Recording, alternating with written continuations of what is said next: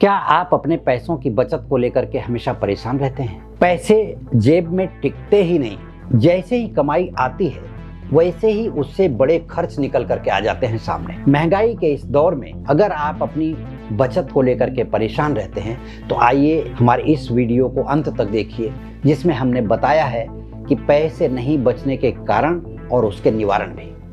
नमस्कार, मैं ज्योतिषी आर.एच. सोनी पिछले 40 वर्षों से यंत्र मंत्र तंत्र रत्न दान दक्षिणा पूजा पाठ होम हवन जप तप रुद्राक्ष के द्वारा लोगों की समस्याओं का समाधान करता आ रहा हूँ।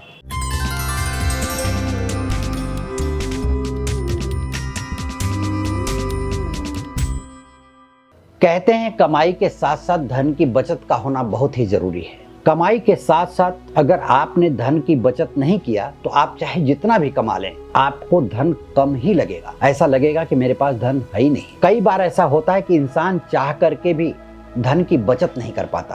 कि ज्योतिष शास्त्र में ये बताया गया है कि आपकी जन्म कुंडली के कौन से ग्रह किस घर में बैठ करके आपकी जिंदगी में बचत का योग दे रहे हैं या नहीं दे रहे हैं। क्योंकि अगर आप जिंदगी में पैसा नहीं बचा पाएंगे तो अपनी अपेक्षाएं जो जीवन में होती हैं मनुष्य के, तो आपकी अपेक्षा है कि बड़ा मकान हो, बड़ी गाड़ी हो, हमारा कोई बड़ा व्यवसाय हो, नया व्यवसाय करना चाहते हैं, बच्चों की अच्छी शादी करना चाहते हैं, व्यवसाय करवाना चाहते हैं, बच्चों को विदेश में भेज करके पढ़ाना चाहते हैं। इन सब परिस्थितियों को आप कैसे पूरा करेंगे अगर बचा नहीं पाएंगे धन? इस वीडियो में आपको ये बताने जा रहा हूँ कि धन की बचत के कौन कौन से कारक ग्रह होते हैं और उन कारक ग्रहों में अगर अकारक ग्रह उनके साथ बैठे हुए हैं और आपको धन की बचत नहीं हो पा रही है तो उसके लिए कौन सा महत्वपूर्ण उपाय करना चाहिए ताकि आपकी जिंदगी में पैसे की बचत हो सके और आप अपनी मनोकामनाओं की पूर्ति कर सकें। कुछ लोगों को आपने देखा होगा कि वो बचपन से ही पैसा बचाने की फिक्र करते हैं, सेविंग करते रहते हैं, पैसे को बचाते रहते हैं और वही लोग एक उम्र में अपनी आवश्यकताओं की पूर्ति कर पाते हैं और अपने जो उनकी चाहत होती है कि ये खरीदना है, वो खरीदना है, गाड़ी खरीदना है या कुछ भी करना है, विदेश घूमने जाना है, वो कुछ भी काम बड़े ही आसानी से करते रहते हैं क्योंकि उन्होंने पैसा बचा करके रखा है और ज़रूरत पर उसका उपयोग करते हैं। वहीं कुछ लोगों को आप देखिए कि पैसा उनके पास बहुत आता रहता है, हमेशा आएगा, लेकिन वो सेविंग करके बचा नहीं पाते। किसी भी कार्य को करने के लिए, जैसे कोई भी नया काम उनको करना होगा तो वो जिंदगी में कर्ज लेकर के ही उस काम को करते हैं, चाहे कहीं घूमने जाना हो, गाड़ी खरीदना हो, नया मकान बनवाना हो या कुछ भी। तो ये जो होता है कि इंसान चाह करके भी पैसों की बचत नहीं कर पाता और उससे समय पर कर्ज लेना बहुत ही आवश्यक हो जाता है। ये उसकी मजबूरी है और ये कारण ग्रहों के द्वारा बताए जाते हैं। मैं आपको ये बताने जा रहा हूँ कि जन्म कुंडली में कौन सा ग्रह कमजोर होने की वजह से आप धन की बचत नहीं कर पाएंगे।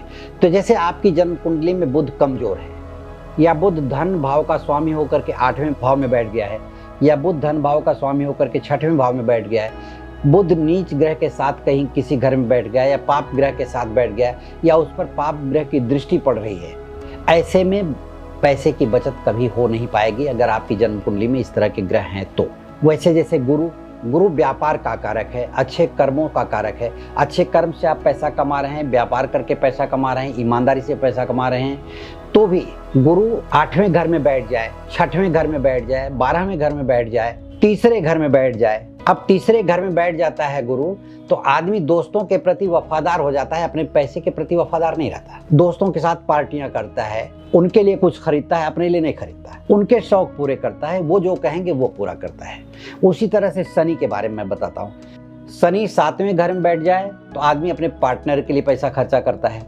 शनि 8वें घर में बैठ जाए तो आदमी नशे पर पैसा खर्चा करता है, अनावश्यक वस्तुओं की खरीदारी करता है, शॉपिंग में ऐसा इंटरेस्ट लेता है जैसे उसके घर में कुछ है ही नहीं है, दुनिया की सारी वस्तुएं खरीद करके अपने घर ला देना चाहता है। इसी तरह से राहु की बात मैं आपको बताऊं, राहु रहस्यमयी ग्रह है, पैसे कब और कहां खर्च करवा देगा। जैसे लंबे ट्रैवल पे आप चले जाएंगे, लंबी यात्रा पे चले जाएंगे, कहीं तीर्थ यात्रा भी करवाएगा तो गलत जगहों पर ले जा करके भी आपका पैसा राहु खर्च करवाता है, क्योंकि राहु अध्यात्म का भी कारक है एक तरफ और एक तरफ नशे का कारक है, गलत आदतों का कारक है। राहु 8वें में बैठ जाए, 6वें में बैठ जाए, 12वें भाव में बैठ जाए, राहु लग्न में बैठ जाए तो उसका स्वभाव ही खर्चीला हो जाएगा।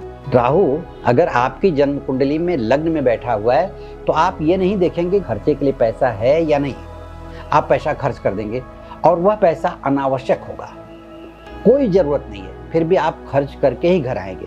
ऐसा व्यक्ति जुआ खेलने का शौकीन हो जाता है, लॉटरी खेलने लगता है, सट्टा करता है। ऐसे व्यक्ति शेयर मार्केट में पैसा गंवा देते हैं। इस तरह से पैसा गंवा ही देते हैं। इन ग्रहों के कारण पैसा नहीं बच पाता है।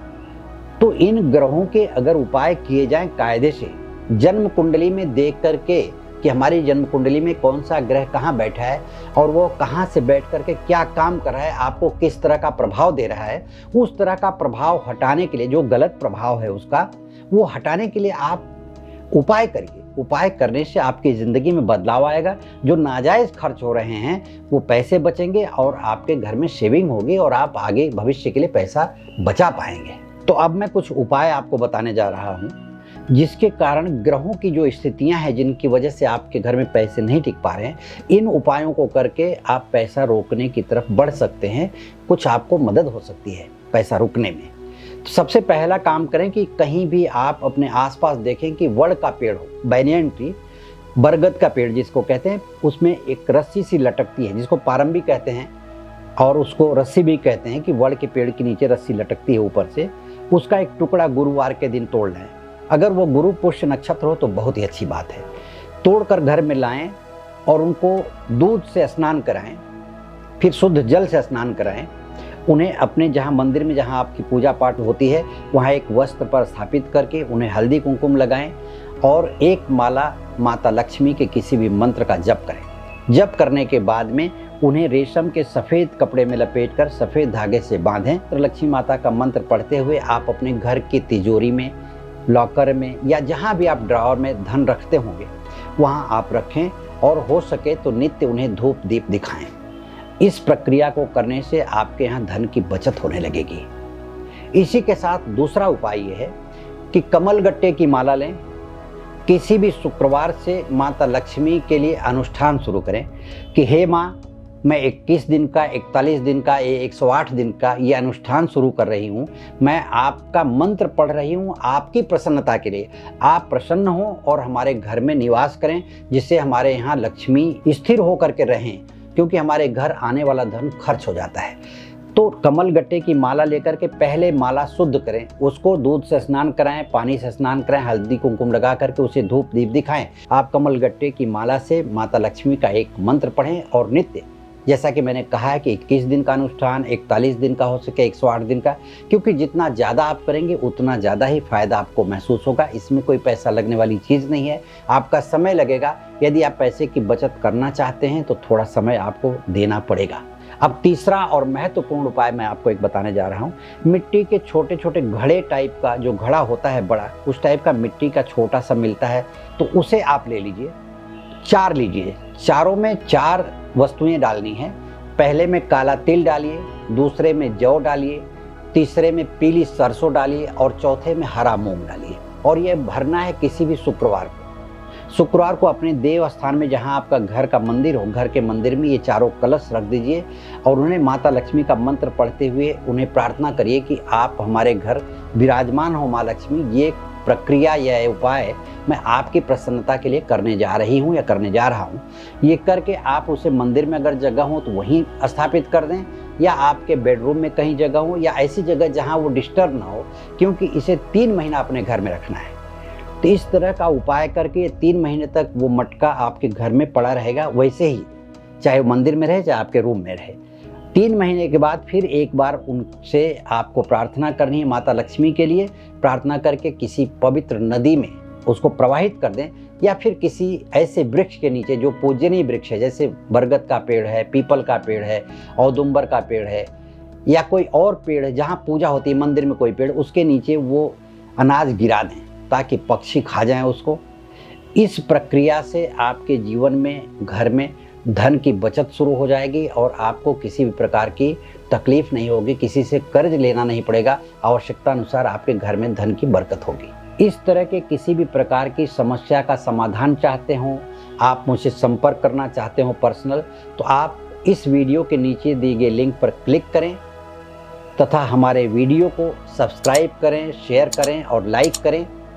इसके अलावा भी आपकी कोई भी समस्या हो हमारे कमेंट बॉक्स में आप लिख करके उसे भेजें आपकी अपनी समस्या को, ताकि आने वाले समय में मैं आपकी समस्या पर वीडियो बना करके आप तक पहुंचा सकूं, जिससे आपकी ज़िंदगी में आने वाली तकलीफ दूर हो सके। नमस्कार, धन्यवाद।